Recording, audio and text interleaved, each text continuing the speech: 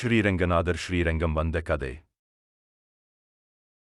ஸ்ரீராமரின் குலதெய்வமான தங்க விமானத்துடன் கூடிய ஸ்ரீரங்கநாதரை ராவணனுடனான போரில் வெற்றி பெற உதவியதற்கு நன்றி தெரிவிக்கும் வகையில் ராவணனின் சகோதரர் ஆன விபீஷணனுக்கு ஸ்ரீராமர் வழங்கினார்.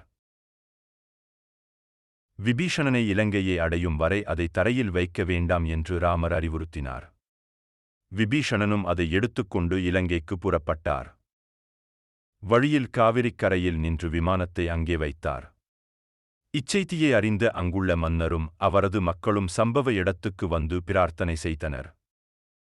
பின்னர் விபீஷணன் இலங்கைக்கு புறப்பட முடிவு செய்தபோது அங்கு வேரூன்றியதால் அவரால் விமானத்தை அப்புறப்படுத்த முடியவில்லை. விபீஷணன் வருத்தமடைந்தார். ஆனால் ஸ்ரீரங்கநாதர் அங்கு வசிப்பதில் மகிழ்ச்சியடைவதாகவும் அவர் இலங்கையை நோக்கியே சாய்ந்து கொள்வதாகவும் கூறினார். இவ்வாறே ஸ்ரீரங்கத்தில் இன்றும் ஸ்ரீரங்கநாதர் அருள் பாவித்து வருகிறார். இந்த ரங்கநாதர் உங்கள் இல்லம் தேடி வர கீழே உள்ள எண்ணை தொடர்பு கொள்ளுங்கள்.